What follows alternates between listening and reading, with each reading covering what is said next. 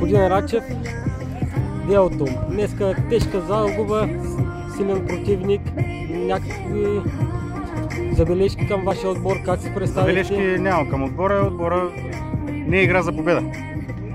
Това мога да кажа. На какво се дължи този резултат и тази игра? Особено се дължи на ниска форма.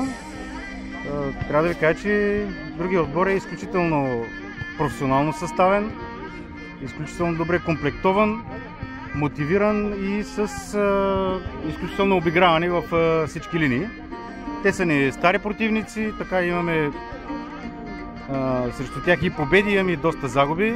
Днес излязаха доста по-мотивирани. Общо взето, като гледаме положенията, от 5 фронтални удара ние не можахме да реализираме нито един. Имаше старание, което беше с проценти по-ниско от това на другия отбор. Мотивацията беше изключително по-ниска. Това мога да кажа. Иначе момчетата играха колкото могат. Както виждате, опитваме се да налагаме като титуляри момчета от втория отбор. Там също самочувствието не беше на необходимото ниво, такова каквото е в неделната лига, но ще продължим в този дух.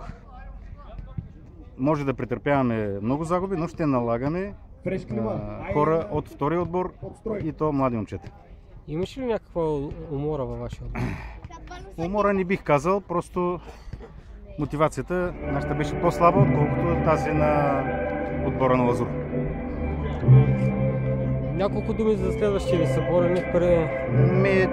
По традиция няма да коментирам следващия матч. Ще се готвим по същия начин.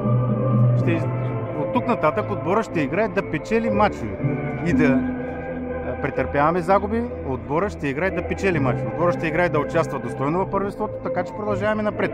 Ние имаме всички необходими отличия, които до сега сме спечелили, така че вероятен спад на 4-та година от създаването на отбора е логичен, но той не трябва да достига до такива размери, както днеска, с доста така добра разлика да ни побеждават, но пак така казвам, момчетата опитаха почти всичко и почти нищо не се получи. Но най-важното е по-ниска мотивация от тази на другия отбор. Повечето отбори в класирането си с еднакви точки. Няколко думи за класацията. Изявени лидерите тази година си има. Един от тези изявени лидери е нашият противник в изминалия матч. Той е изявен лидер и изключително добре конструиран отбор. И с много добра игра. С много добра игра, с много добро чувство към играта, с много силен поглед. Така че изравнените точки, аз мисля, че тук в следващите 2-3 матча ще има рязко откъсване. Дано ние да попаднем поне в първата петица. Някакви изненади предвиждате ли за следващия? Не предвиждам изненади. Никакви изненади не предвиждам. Отборите много добре се познаваме. Иска се надиграване. Добре, успех на отбора и всичко хубаво. Да.